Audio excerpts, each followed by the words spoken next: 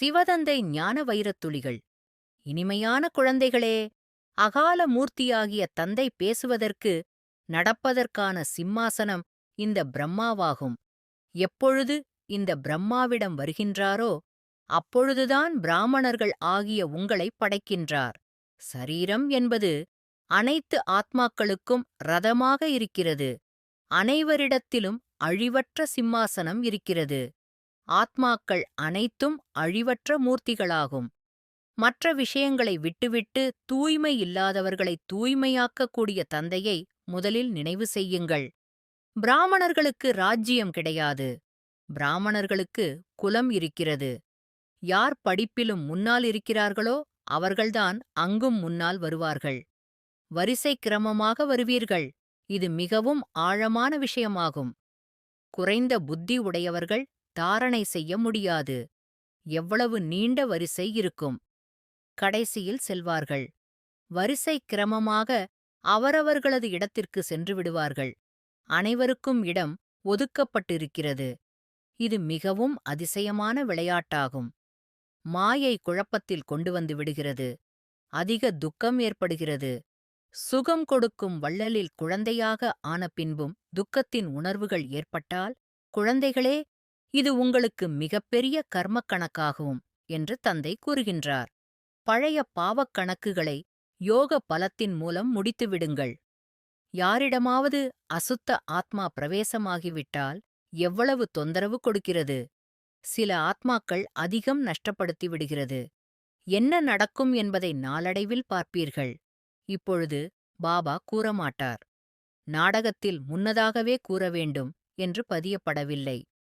வரக்கூடிய விஷயங்களை முன்கூட்டியே அறிந்திருந்தால் அதிக விஷயங்களை கூற வேண்டி இருக்கும். நாடகத்தில் எது நடந்தாலும் அதை சாட்சியாக பார்த்துக் கொண்டே செல்லுங்கள். கூடவே நினைவு யாத்திரையில் மூழ்கியிருங்கள். யாத்திரையில் ஏற்றத்தாழ்வு ஏற்படுகிறது.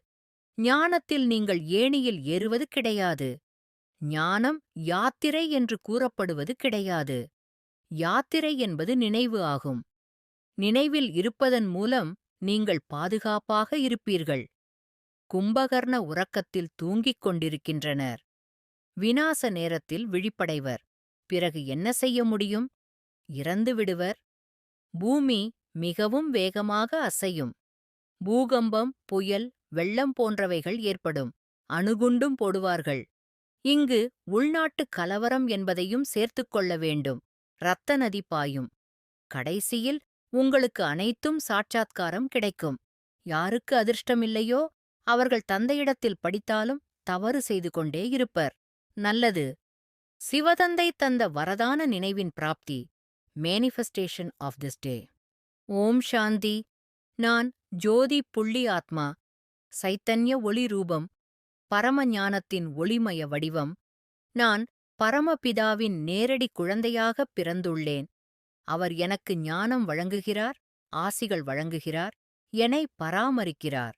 அவர் கூறும் ஸ்ரீமதின் வழியில் நான் சென்று எனது ஆத்மாவை பரிசுத்தமாக மாற்றியுள்ளேன். நான் ஆத்மா உண்மையான சேவை செய்வதன் மூலம் அவிநாசி குஷியின் கடல் அலைகளில் அசைந்தாடுகிறேன். என் ஒவ்வொரு சேவையும் பாப்தாதாவின் அன்பும் ஆசீர்வாதமும் பெற்ற புனித யாகம்.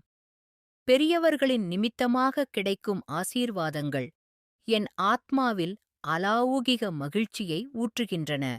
இது ஆத்மீகத்தின் ஆழ்ந்த சுகம். சேவையின் மூலம் நான் ஆத்மா அனைவரின் உள்ளத்தையும் தொடுகிறேன். ஆசீர்வாதங்கள் அலைகளாக என்னைச் சுற்றுகிறது. உண்மையான சேவை என்னை சீரிய பாக்கியசாலியாக மாற்றுகிறது. ஒவ்வொரு நாளும் நான் ஆத்மா புதிய ஆசீர்வாதங்களைப் பெற்றுக்கொள்கிறேன்.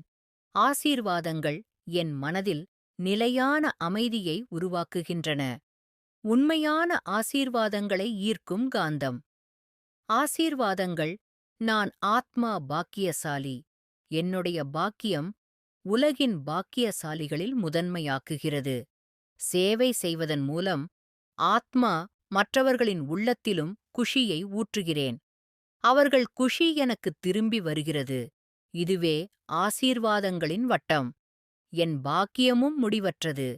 ஆழமான சேவை புனித அலைகளை உருவாக்கிறது. அலைகள் உலகையே தொடுகிறது. நான் ஆத்மா, பாப்தாதாவின் குஷியின் தூதர். தூதராக நான் ஆத்மா, அனைவருக்கும் நம்பிக்கையையும் மகிழ்ச்சியையும் தருகிறேன். குஷி எனது இயல்பான நிலை. அந்த நிலையை நான் ஆத்மா, பாப்தாதாவால் பெற்றேன். பெற்ற பாக்கியத்தை நான் ஆத்மா காத்துக்கொள்கிறேன். பாபாவின் வாக்கியம்: நீங்கள் பாபாவின் துணைவியராய் நிரந்தர உறவுடையவராய் ஆனீர்கள். தந்தையின் வார்த்தைகள் உள்ளத்தில் பரவுவதால் நான் சுயத்தை உணர்கிறேன். எனது பரம்பவித்திரமான நிலை. பாபா என்னுடையவர். நான் பாபாவின் குழந்தை. ஆத்மா என்னில் ஒவ்வொரு நொடியும் உறுதியை உருவாக்குகிறது. நல்லது. மன்மனாபவ.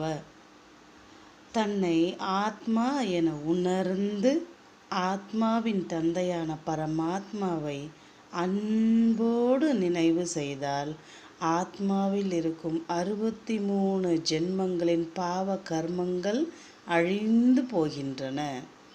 ஓம் சாந்தி.